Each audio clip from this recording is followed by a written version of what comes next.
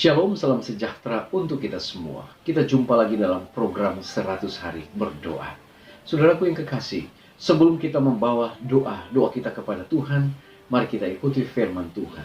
Namun sebelumnya, mari kita berdoa. Bapa di sorga, terima kasih Bapa untuk hari yang Kau berikan bagi kami. Kami boleh menikmati akan berkat-berkat Tuhan.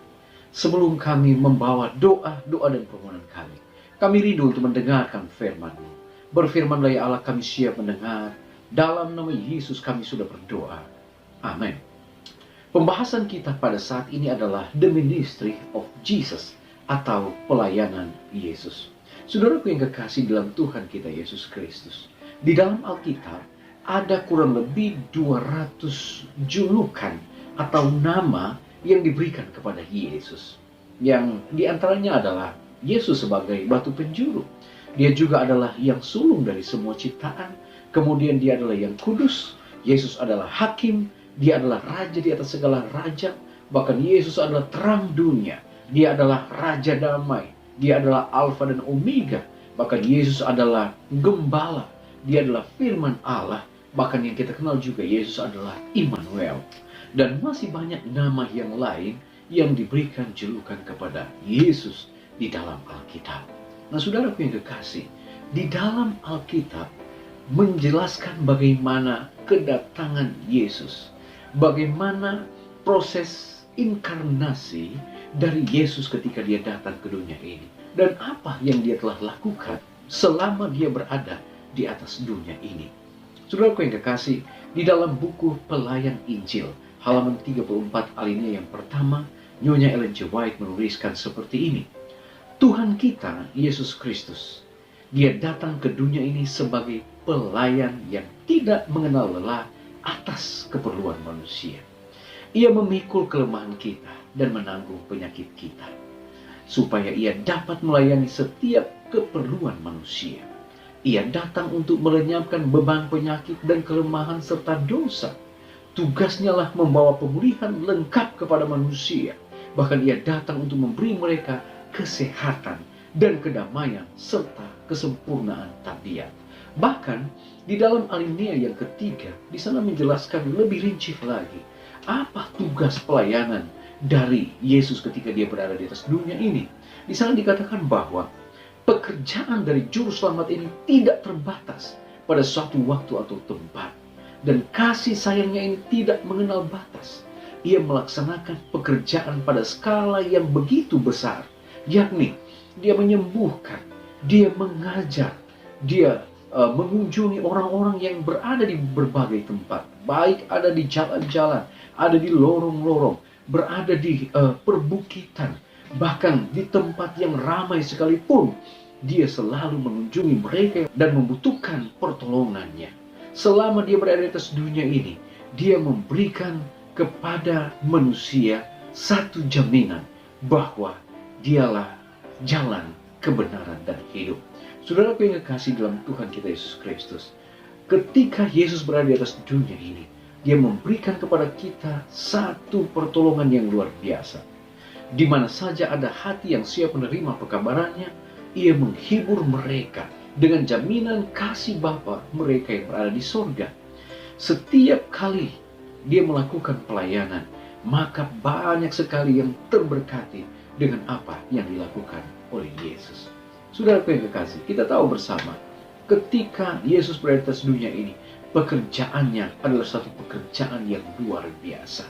Pekerjaan dari seorang manusia ilahi yang memberikan satu jaminan, pertolongan, bahkan berkat bagi manusia yang ada saat itu, bahkan bagi kita yang ada sampai saat ini. Di dalamnya, ketika dia berada di atas dunia ini, Yesus telah mati bagi kita. Bahkan ketika dia bangkit, sekarang dia berada di tempat kudus surgawi sebagai wakil bagi semua yang telah menyerahkan hidup mereka kepadanya. Dan ketika kita berdoa, dia mendengarkan akan doa-doa kita.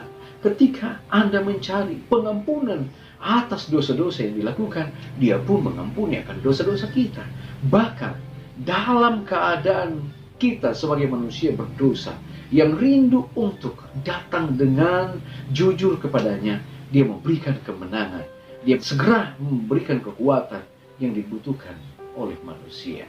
Saudaraku yang kekasih, Ibrani pasal yang keempat ayat 14 sampai 16. Karena kita sekarang mempunyai imam besar agung yang telah melintasi semua langit, yaitu Yesus, dialah anak Allah.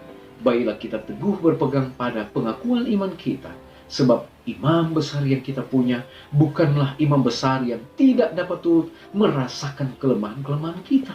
Sebaliknya, sama dengan kita, ia telah dicobai, hanya tidak berbuat dosa. Sebab itu marilah kita dengan penuh keberanian menghampiri tahta kasih karunia, supaya kita menerima rahmat dan menemukan kasih karunia untuk mendapat pertolongan kita pada waktunya. Saudaraku yang kekasih, di dalam 1 Yohanes 2 ayat 1 dikatakan, ketika kita hidup dalam terang penghakiman, sudahkah Anda menjadikan Yesus sebagai imam besar yang berbelas kasihan sebagai pembela Anda? Sudahkah Anda mencari perlindungan dalam kebenarannya? Dan akankah Anda membiarkan Dia tidak hanya melindungi Anda dalam kebenarannya, tetapi juga memenuhi Anda dengan kebenarannya dengan melakukan pekerjaan yang telah Dia persiapkan bagi Anda? Di dalam manuskrip 42 tahun 1901, Anak Allah telah menggenapi janjinya dan telah pergi ke surga untuk mengambil ke atas dirinya pemerintahan penduduk surgawi. Dia memenuhi satu fase keimamatannya dengan mati di kayu salib untuk umat manusia yang telah jatuh. Dia sekarang sedang memenuhi fase lain dengan memohon di hadapan Bapa kasus-kasus orang-orang berdosa yang telah bertobat, mempersembahkan kepada Allah persembahan umat-umatnya. Setelah mengambil sifat manusia dan dalam sifat kemanusiaan ini telah mengalahkan godaan musuh dan memiliki kesempurnaan ilahi. Kepadanya telah diberikan keputusan penghukuman dunia. Setiap kasus akan diperiksa di hadapannya. Dia akan menjatuhkan keputusan, memberikan kepada setiap orang sesuai dengan apa yang mereka lakukan. Saudaraku yang kekasih, itulah Yesus. Dia telah datang ke dunia ini, memberikan satu teladan untuk manusia agar mereka mengikuti jejaknya. Dan dia berkata, akulah jalan, kebenaran, dan hidup. Tidak ada seorang pun yang datang kepada Bapa kalau tidak melalui aku. Terimalah Yesus sebagai juru selamat pribadimu. Terimalah Yesus sebagai sahabatmu. Dan Dia akan selalu menolong kita dalam setiap saat, setiap waktu, selama kita masih berada di dunia ini. Adalah doa dan harapan kita. Saya berdoa dalam nama Yesus. Amin. Saudaraku yang kekasih, kita datang pada doa. Pada saat ini ada 4 pokok doa. Yang pertama, kita berdoa bagi para tunawisma di semua wilayah di dunia yang bergantung pada populasi yang lebih besar untuk bantuan, tetapi sekarang sangat membutuhkan oleh karena terjadi lockdown. Kita juga berdoa untuk anggota-anggota gereja dalam usia yang sudah lanjut, yang tidak dapat terhubung dengan keluarga mereka selama krisis ini. Kita juga berdoa bagi mereka yang berjuang dengan demensia dan sangat bingung selama ini. Dan yang keempat, kita berdoa untuk kehidupan keluarga dan rumah tangga yang mengalami tekanan sehubungan dengan situasi pandemi COVID-19 ini. Baik saudara, mari kita berdoa membutuhkan akan berkat Tuhan. Mari kita berdoa. Bapa di sorga, terima kasih Tuhan. Oleh karena kami boleh menikmati berkat-Mu saat ini, boleh melihat sedikit dari pelayanan Yesus selama berada di atas dunia ini. Terima kasih Tuhan, oleh karena Engkau telah memberikan teladan, dan biarlah lewat kehidupan yang Engkau telah tunjukkan, kami boleh praktekkan untuk hidup sesuai dengan kehendak-Mu. Engkaulah jalan yang boleh menjadi penuntun dalam kehidupan kami, dan biarlah kami boleh menghidupkan kehidupan yang sesuai dengan kehendak Tuhan. Bapa di surga, pada saat ini Tuhan, kami mau berdoa untuk pokok-pokok doa. Di antaranya Tuhan, kami berdoa untuk para tunawisma, di mana mereka membutuhkan kasih Tuhan.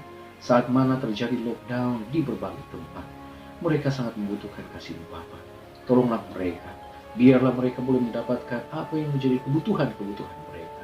Penuhilah dan setiap apa yang menjadi kebutuhan mereka, ya Bapa. Di dalamnya ya Tuhan, kami juga mau berdoa saat ini.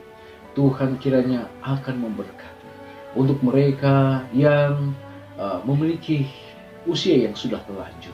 Saat mana mereka sudah berada di usia lanjut, mereka pun terpisah dengan anak-anak, cucu, oleh karena situasi pandemi COVID-19 ini. Tolonglah mereka Bapa, agar mereka boleh mendapatkan penghiburan, mendapatkan kekuatan. Dalam situasi sulit ini, mereka pun akan tetap setia kepada Tuhan. Bapa, kami juga berdoa untuk mereka yang mengalami gangguan demensia. Biarlah kasih Tuhan akan selalu bersama-sama dengan mereka di dalam situasi kebingungan oleh karena situasi yang sulit ini. Tolonglah mereka agar mereka boleh mendapatkan jalan keluar dari setiap pergumulan yang dihadapi. Bapa di sorga, kami juga berdoa saat ini Tuhan untuk semua umat-umat Tuhan di seluruh dunia ini. Berkat sorga diberikan bagi mereka, lebih khusus di dalam kehidupan keluarga, rumah tangga. Banyak yang menghadapi masalah-masalah yang baru oleh sebab pandemi COVID-19 ini. Tolonglah ya Bapa, agar dari setiap masalah yang terjadi di tengah-tengah keluarga, rumah tangga, ada jalan keluar yang boleh diambil. Terima kasih Tuhan. Kasih-Mu akan menyertai seluruh umat-umat Tuhan di seluruh muka bumi ini. Dalam pergumulan, di dalam permasalahan, dan di dalam setiap situasi yang mereka hadapi. Biarlah Tuhan sendiri akan buka jalan. Selalu yang terbaik Tuhan akan berikan bagi masing-masing mereka. Terima kasih Tuhan, dengarlah doa kami. Ampuni dosa dan kesalahan kami. Dalam nama Yesus kami sudah berdoa. Amin. Baik saudara, pertemuan kita pada saat ini telah selesai. Kita akan jumpa lagi pada besok hari. Tetap berdoa. Kita tidak berdoa sendirian. Tuhan Yesus memberkati kita. Amin.